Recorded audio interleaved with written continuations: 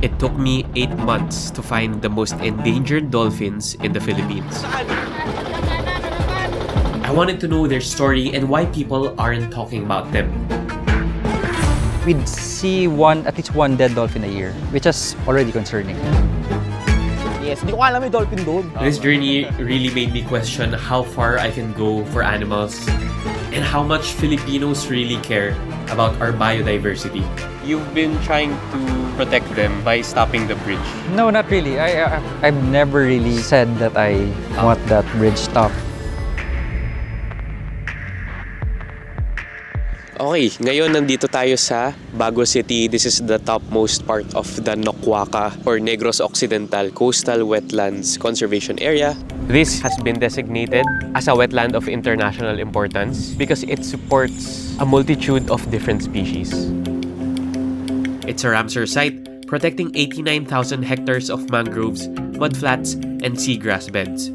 Here, you'll find threatened Philippine ducks, endangered mangroves and sea turtles. And the main reason I wanted to go here is to hopefully find the Irrawaddy Dolphin.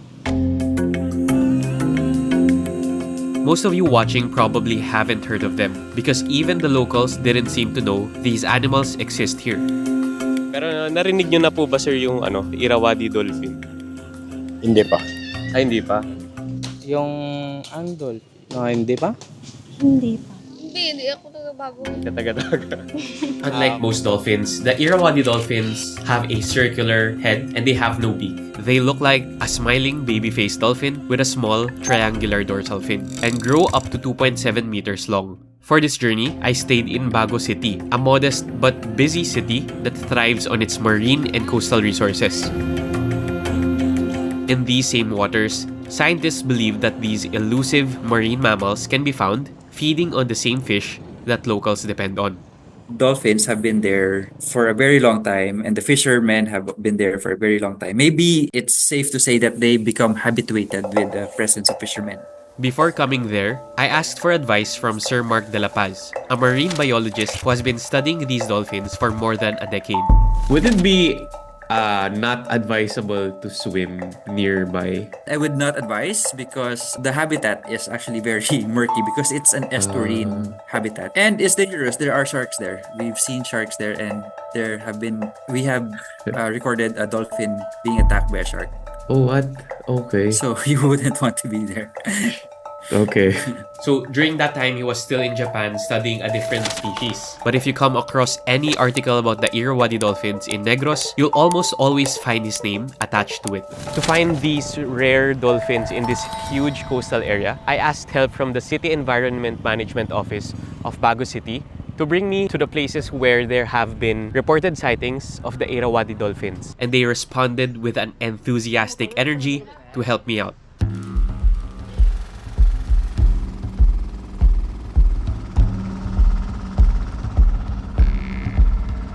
Unlike other dolphins that live in pristine waters, the Irrawaddy dolphins love estuarine habitats, places where rivers meet the sea. And to navigate these murky waters, they rely heavily on echolocation to move around. Studies by Sir Mark and contributing scientists map a 12.68 square kilometer core habitat right here in the Bago Pulupandan estuary. Based on our experience, we usually find them around 7 a.m. to around 9 or 10. And what's interesting is, even if we try to follow them as closely as possible, by around 10 a.m., we lose them. I don't know why, but they just disappear. A few hours passed by and it became clear that the dolphins weren't there. So tomorrow, we'll start searching for them in the coastal areas of Bago City. The next day, I went to the coastal area where Sir Rex lives.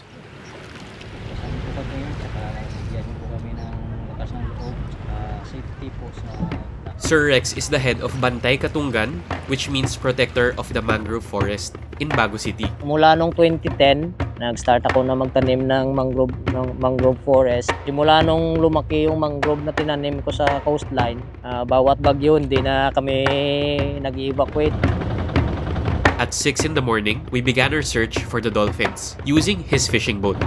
Are you coming this month? This December, yes, sir. I think the conditions would be very rough. So it would be a lot harder and the wind would be stronger and there would be a lot of waves. It would be very hard to look for them. The best time to look for them would be around April and May. Medyo lumakas talaga yung mga alon pagdating doon and hindi namin nakita yung Irrawaddy Dolphins. Well, nakakalungkot pero ganun talaga kasi hindi naman talaga siya guaranteed na makakahanap tayo ng endangered species dito. I didn't want to give up that easily, so I went to the neighboring town of Pulupandan to look around their shores. In Pulupandan, they're usually near the stake nets, the nets that are used to catch hipon. Pero nandito sila. Pag tahimik yung dagat. Diyan sila, dyan lang oh. Dito lang. Yan oh.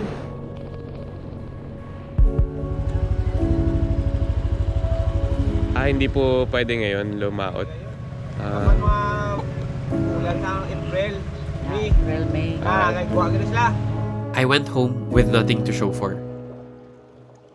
So to increase my chances of finding them, I knew that I had to dive deeper. After completing his research in Japan, Sir Mark returned to Negros to continue studying the Irrawaddy dolphins. I was fortunate enough to meet him at the University of St. Lasal, where I learned more about his work and his encounters with this rare marine animal. Sure, Dr. Luella Dolar is considered like the mother of marine mammal research in the Philippines. So that time, when I was a master's student, she was doing her research on Irrawaddy dolphins in Guimaras, which they just found out na meron palang Irrawaddy dolphins sa Guimaras. Because before that, the Irrawaddy dolphins were only thought to be found in Malampaya Sound in Palawan. Constantly, the fishermen would point us, you should go to Negros, they're still there. I lived in Negros my whole life, so I wouldn't believe them at first. We went back to Negros, we did more interviews. So the next day, we rented a boat. We asked the fishermen to take us out. It was very windy and the waves were so big. But after maybe an hour of looking, we found the dolphins there. So it was like, the rest is history. Sir Mark told me all about their behaviors, what they eat, how they socialize with each other, and they even have names for each dolphin they see, which they identify through their unique individual dorsal fins. The first estimate was around 25 dolphins. Our latest estimate was 12 dolphins. Well, So it's really decreased by half. so today's the day. It's 5 a.m. Nandito tayo ngayon sa Bacolod City. Magmomotor muna tayo ng mga 1 hour going to Bago City para mag-attempt once again to look for the Irrawaddy Dolphins. Let's go. Ikaw na pala yan. Musta? Hello po ulit. I went back to Bago City around the month of April 2025 to try to look for them again. The weather is supposed to be better this time around. The boats can just speed through the habitat and they could get hit without even knowing it. And boats, they have a very noisy engine, so it can also be disturbing underwater. The way they hunt or they mate could be affected by the noise. And another is the pollution there. You've seen the habitat. There's a lot of the coastal areas there have poor sewage systems. And there was a study by our university. They tested the water there and they found it's really high in coliform. So it means that it's high in domestic wastes, like from the sewage, from the toilet, things like that. So it's not a very clean environment. In the Philippines, we take pride in being one of the mega-diverse countries on Earth. In fact, many of our islands celebrate that biodiversity, working hard to protect their unique and endemic species. But as for these dolphins, it seems to me that they are still struggling to be seen and heard even to the locals here in Negros. We'd see at least one dead dolphin a year, which is already concerning. Medyo masakit, no? Yung mga encounter ko sa Irrawaddy Dolphins kasi yung nga, nung nakita ko na sila, halos yung makita ko patay ng mga Irrawaddy Dolphins because of various reasons. So if these animals are facing such a high risk from extinction, why aren't more people talking about them? Why are they not part of the national conversation? Still, no dolphins during my second visit to Bago City, but we did find something else.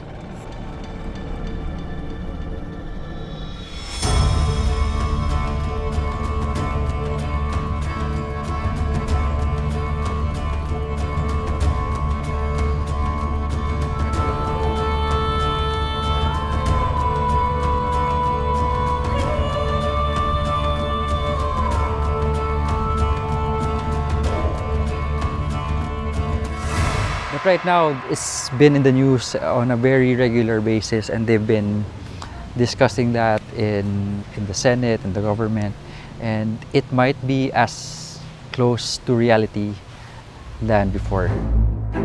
The 187 billion Panay-Guimaras Negros Bridge is a 43-kilometer mega structure that plans to connect these three major islands. A major development plan to reduce travel time and stimulate economic growth. The problem with this bridge is they plan to build it here where the dolphins live. This is their home where they socialize, they feed, and breed. The construction of the bridge would be the most destructive because they will probably be driving piles into the sediment, and that will create a lot of noise and that will disturb the sediment and drive the fish away probably. Irrawaddy dolphins rely heavily on sound, and underwater construction noise travels 5 times faster in water than in air. Acoustic trauma can disorient them, disrupt feeding, and even cause strandings, as seen in other bridge projects like the Hong Kong-Zhuhai-Macau Bridge, where local dolphins declined. You've been trying to protect them by stopping the bridge. No, not really. I've never really said that I want that bridge stopped.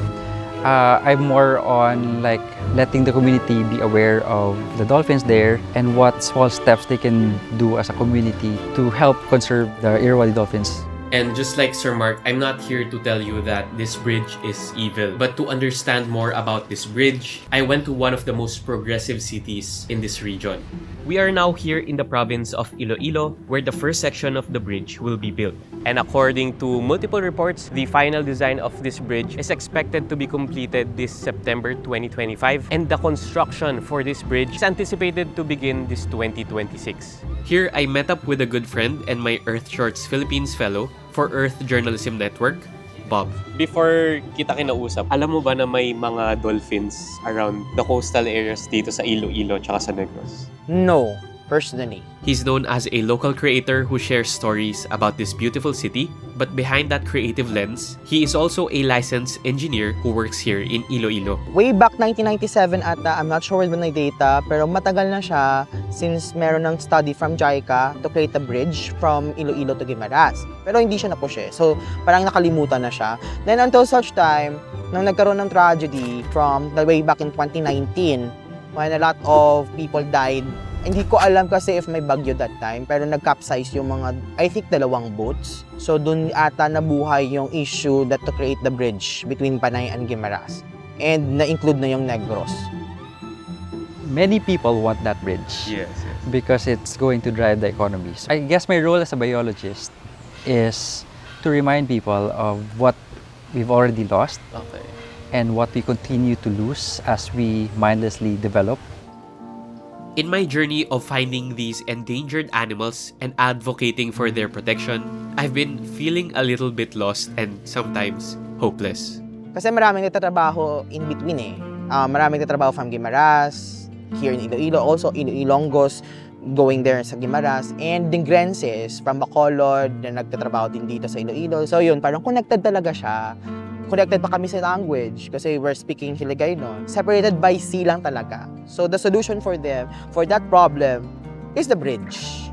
I love my country and I want it to progress. But how can I honestly say that we need these animals more than the bridges, the agriculture, the buildings, the development that I myself rely on? Ang dami ng conversations and discussions involving the scholars and the scientists and the other stakeholders, particularly our fisher folks, directed at really ensuring na yung habitat at saka yung remaining numbers of the Irrawaddy dolphins will somehow be less affected because of the incoming project. During my interview with Sir Vicente, I witnessed a group of local students who thought of a device to help track the dolphins, to help further the studies on the species. Ano nga ba talaga yung meron sa Irrawaddy dolphins, why they are found here in Bago City, and ano nga ba talaga yung meron sa kanila, and we find out na endangered pala sila, not only locally but internationally. So It's a beautiful thing to hear, not because they have the most groundbreaking idea, but because of the purity of their intentions. And that's why I didn't give up. We're back here in Negros for the third time. It's a little bit worrying because you can see that the clouds are pretty dim. So it already started raining. But there is actually pretty good news because Sir Rex told me that last Saturday, they already had an Irrawaddy Dolphin sighting around Bago City. So fingers crossed, I hope we can see them tomorrow. And this time, I'm not leaving until I find them.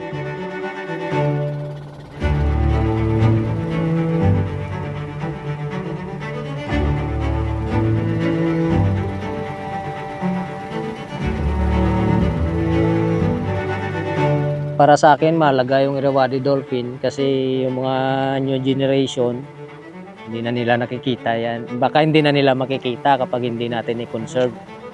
We're lucky to have them here in Bago City, and their presence is always for a purpose. Andito nga sila because they see the place to be a good haven for them as their habitat.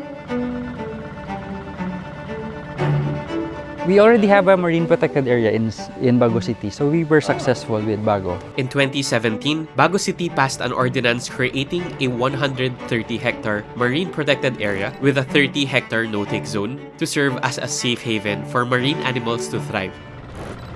It's a whole ecosystem that you need to conserve, and aside from that bridge, there are also other threats like the management of the waste there, the water, you know. Yeah, yes, that's a threat, but it's not the only threat right now. I realized it's not as simple as bridge versus dolphin. Di ba pag gumagawa ka ng bahay or gumagawa ka ng building or may meron ka construction, hindi naman na, hala, sige, gawa lang ako ng ganyan. Di ba kinoconsider mo din yung safety? When you do the bridge also, you have to consider also the safety of not just the human being, but to the biodiversity. Yun lang nga yung meron tayo as a country. People who on the planning side should consider all lives na maapektuhan nun. Hindi lang tao, pati rin hayop, kalikasan, and everything before the construction commence para walang problema. Now, the problem is, the bridge's first environmental impact survey in 2019 did not even mention the dolphins. According to a report by Vera Files, the consultants claimed that they didn't see any dolphins during the surveys. Only after backlash and confirmed sightings in 2021 were the dolphins belatedly added in the revised 2022 report. Now the question is, why did they leave out the dolphins from the reports? It might be true that they didn't find them. I mean, even I'm having trouble finding them here. But the years of studies, photographs, and field research by Sir Mark and other scientists are pretty solid proof that the dolphins really are there. After hours of searching, we still didn't see the dolphins. The next day, I went back. It was raining, but a little bit of rain won't stop me now. This is officially my 5th boat ride in Bago City and my 3rd expedition to Negros Island to find them.